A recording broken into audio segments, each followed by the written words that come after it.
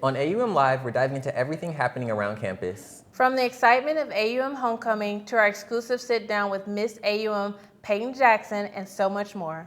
Stay with us. We have all the stories you won't want to miss here on AUM Live.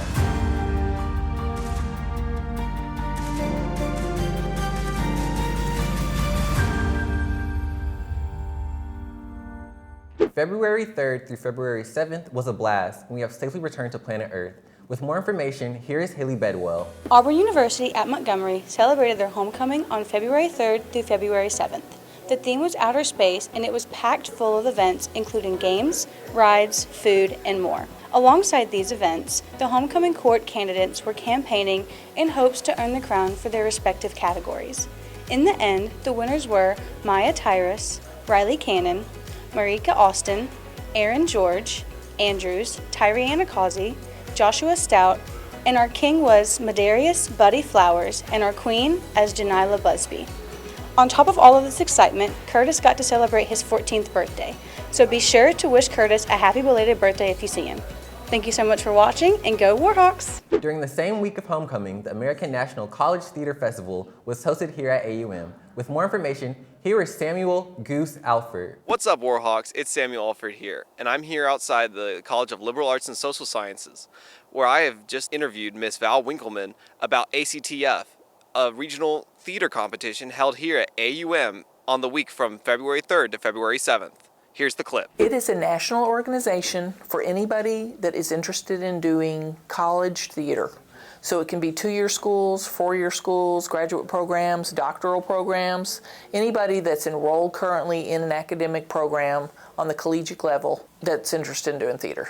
Well, we originally were going to do this in February of 2021, but we had to go and transform it into a virtual festival. We did have a festival, and AUM did host it, but it was virtual that year because of a global pandemic. Yes, ma'am. Then we just thought we'd pivot to the next year, and it was the same thing. It was still not safe for everybody to travel. It wasn't that it wasn't safe to be here, but people travel from all over the country to get here to participate. So we did another virtual festival. And then time went on, and it got to be where we were going to do it for 2026. So the first thing we had to do was coordinate it with AUM's administration, and then we needed a place that would house up to 700 people to do the invited productions, because of all the schools that are we're the Southeast, we're Region 4, and we're the Southeast, and that includes 10 different states across the Southeast, and the Puerto Rico and the Virgin Islands. So any play that was done in the calendar year of 2025 was able to be eligible to be submitted, evaluated, and they narrowed it down to 5 shows. So the five invited shows were going to be coming to Montgomery, and we needed to have a space that was big enough for those shows and for the audience. So we partnered with the Alabama Shakespeare Festival, who was very generous in allowing us to have that whole week where we were there and using their festival space. Well, one of the great opportunities that we had was it was simultaneously going on with our homecoming. So we coordinated with a lot of departments across the campus about the spaces that we needed because the festival has multiple workshops all day long that are simultaneous with each other, and evaluations and presentations and an art exhibit of all the student designers that are presenting their work, and then acting presentations and singing presentations. And so just finding the space on our campus to house those, and then not interfere too much with homecoming and make sure that we had the space available. So just the space availability was a big challenge. Yes, ma'am. And what was your favorite part of ACTF? My favorite part was having everybody here and it finally coming together, because we did work for months and months and months to coordinate everything. And when it finally got here, it seemed like it was almost surreal that everybody was here, and to have all those people on our campus. And the weather turned out to be great, because you can't control the weather. So we were very happy that the weather was nice, because that's that week that you can't predict whether it's going to be snowy or icy or any of that stuff, and that would have really been a setback for the people that were flying in and that kind of thing. Oh my gosh, just how much I appreciate the people from the Alabama Shakespeare Festival and the administration of Auburn University at Montgomery and every single person that just worked across the campus. They wanted it to be welcoming and pleasant, and the support was just tremendous from every single department on this whole campus that came together, and that was just tremendously helpful and appreciated. Yes, ma'am. And now back to our anchors. Speaking of February, this month is recognized as Black History Month, where African American artists, leaders, entrepreneurs, and more are celebrated for their accomplishments. With this in mind, the AUM Housing and Resident Life have put together an event called The History of Soul Food, where students can learn more about African American culture through games and soul food, catered by the AUM Cafe. With more information, here's Tariana Kazi. On February 10th, the AUM Housing and Residence Life hosted the History of Soul Food in the AUM CAF. Students were required to sign in, grab a ticket, and sit at a table labeled with different types of food inspired by the classic soul food. If they called the name of your table label, then you were free to grab food. Students were able to choose from different proteins, sides, and desserts, including catfish, fried chicken, collard greens, banana pudding, and more. There was something for everyone to enjoy. Students were able to learn and acknowledge African American leaders before us who craved for a change and made it happen. Thanks for listening. I'm AUMLive reporter Tariana Kazi. The Ms. AUM winner, Peyton Jackson, is settling into her new role. With more information and an interview, here's Tariana Kazi. Auburn University at Montgomery has officially named as Miss AUM for the 2025-2026 year, and the crown now belongs to Peyton Jackson. She earned both the title and the scholarship on October 18, 2025. Beyond the pageant stage, Peyton stays active on campus through the Service and Leadership Club, and she's a regular at the Wellness Center and the library. I had the chance to sit down with Peyton to talk about what this opportunity means to her and how she hopes to use her platform moving forward. Winning this title means a whole lot to me. I've been competing in pageants since I was the age of 14. I started with doing pageants in high school and then proceeded to do some in surrounding counties and areas of my cities. When I was 15 years old, I did a pageant with my best friend, and a few days later he passed away, and I thought I would never compete in pageants again. And now I go on doing pageants for him because it was something we did together and loved doing together. So winning this title is like a win for him as well.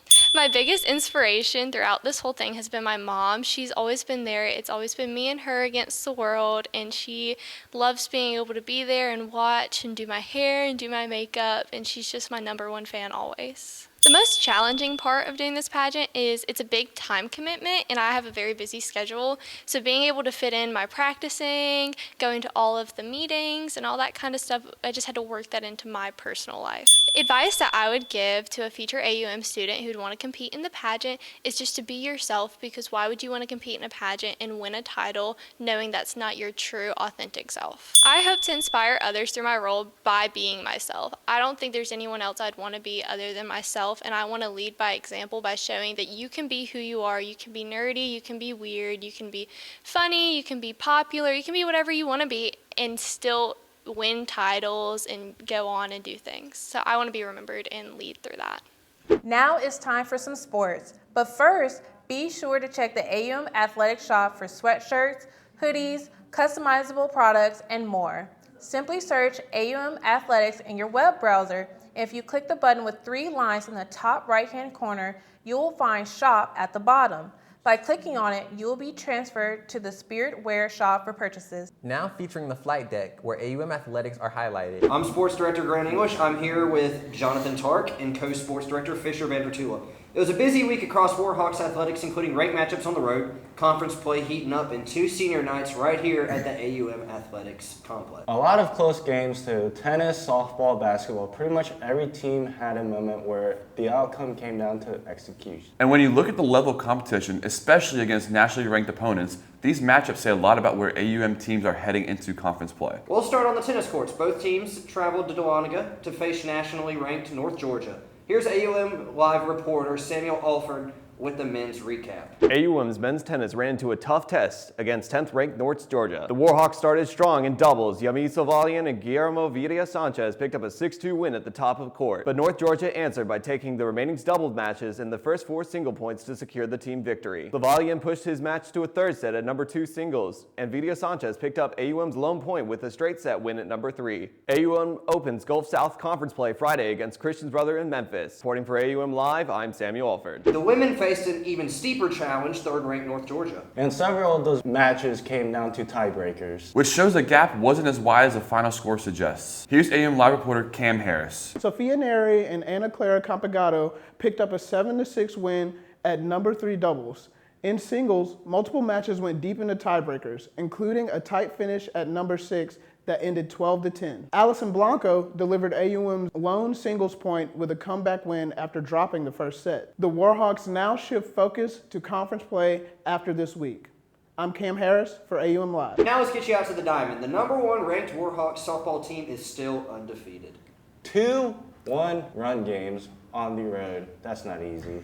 Pitching under pressure really made the difference. Here's AUM Live reporter Reagan Thorne. Top-ranked AUM softball improved to 10-0 with a sweep over Rollins College. In Game 1, Kennedy Sevick tied the game late with a 2 RBI single. Extra innings followed and Karis Ryan delivered the go-ahead hit. With bases loaded, Reese College struck out 3 straight batters to lock down the win. Game 2 turned into a pitcher's duel until Chloe Holland launched a 2-run homer in the 4th inning. Calissa Newsome closed it out with a complete game performance as AUM held on for a 3-2 victory. The Warhawks remain undefeated heading into their next stretch of games. For AUM Live, I'm Reagan Thorne. Back home, it was senior night for women's basketball. You can feel the energy early. And AUM leaned heavily on its seniors offensively. Here's AUM Live reporter Valeria Garcia with more. AUM women's basketball fell to Montevallo 72-63 on senior night. Tamara Brown opened the scoring with a 3-point play. Samaya Brooks led the offense throughout the night and finished with 24 points. Andy Flatgar added 70 points and knocked down 5 3-pointers.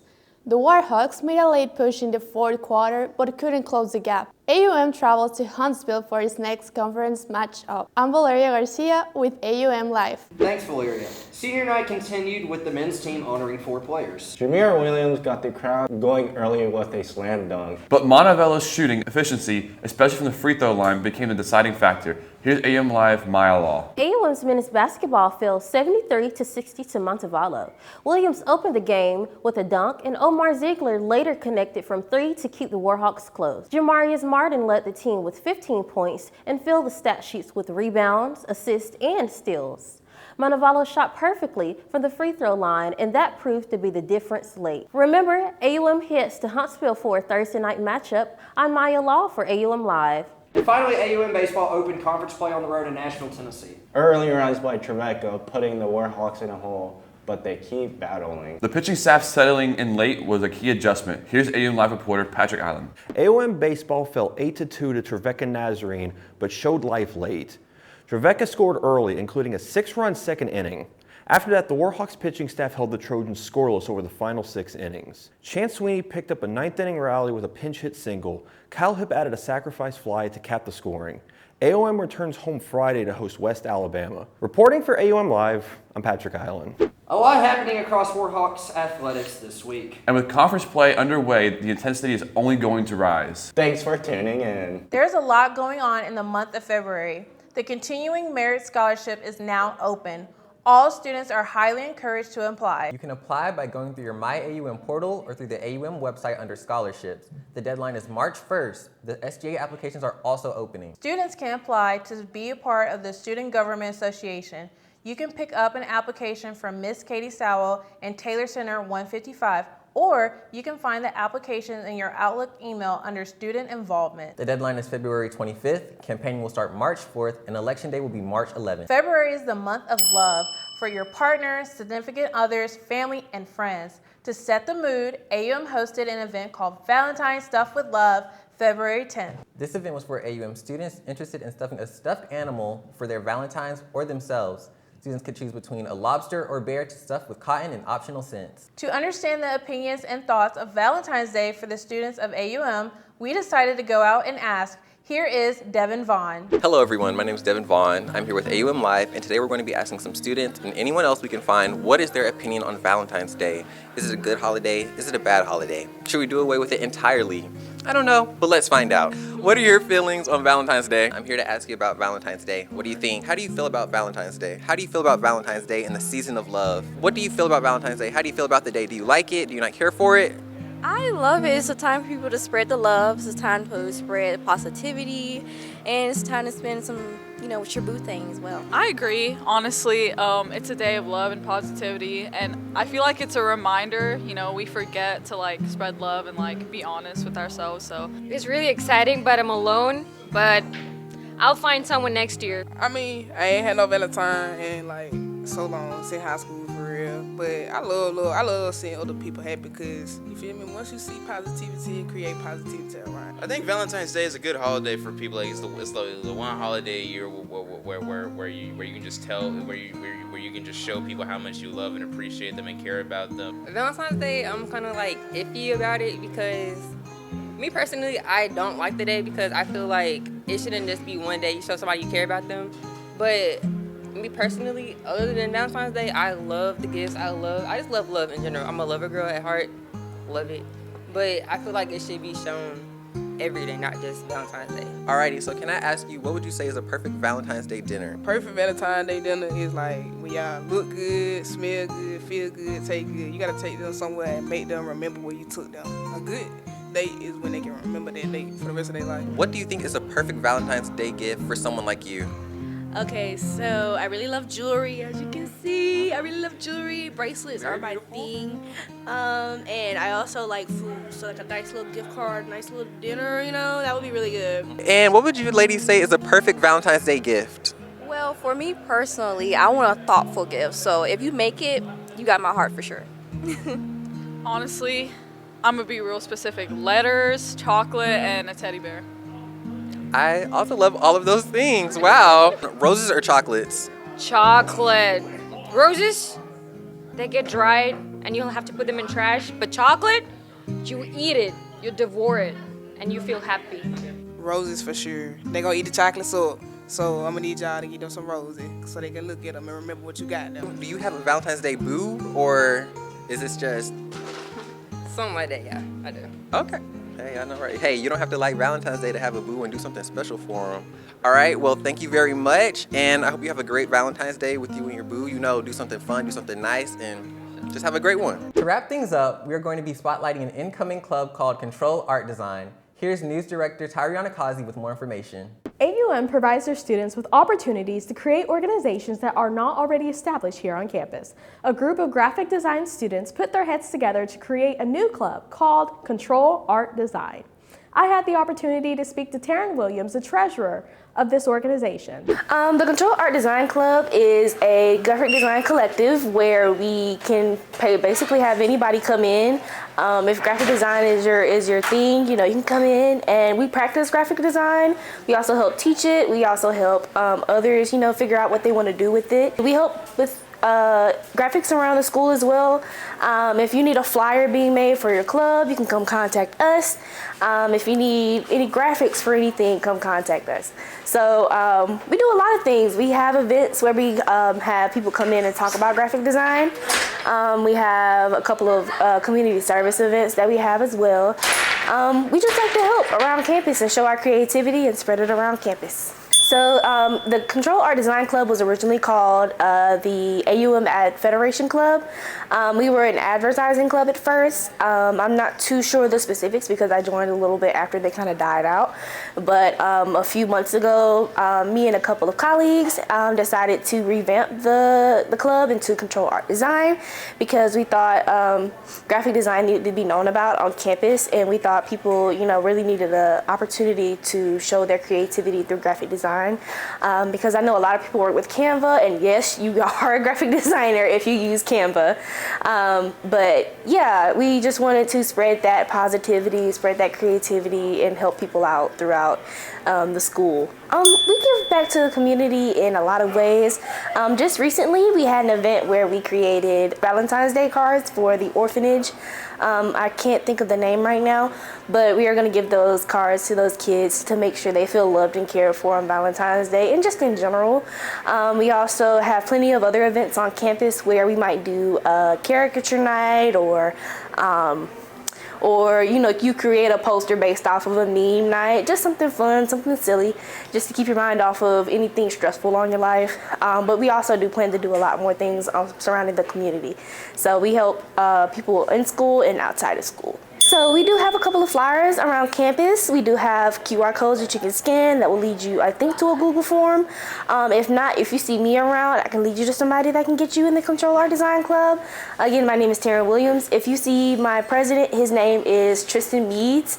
I'm not sure of his email right now, but he does come around campus a whole lot. So yeah, if you see me or him, or I think Aaron Lockhart as well, we'll get you to the place we'll need you to get to. So I'll say this, if you don't have to be like in the major to be a graphic designer. That can be something you do as a hobby or just something that you love. So if you want to join the club, you do not have to be a graphic design major. It's all chill vibes, all fun and goofies and sillies.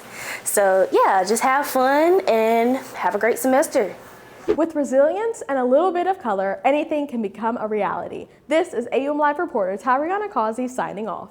Thank you to everyone who's willing to participate. If you're interested in joining us and becoming a member of AUMLive, then email aumliveclub@aum.edu. All majors are welcome and no experience is needed, just dedication and drive. Well, that's all for now, Warhawks. I'm Jennifer Talbert. And I'm Devin Vaughn. And this is AUMLive.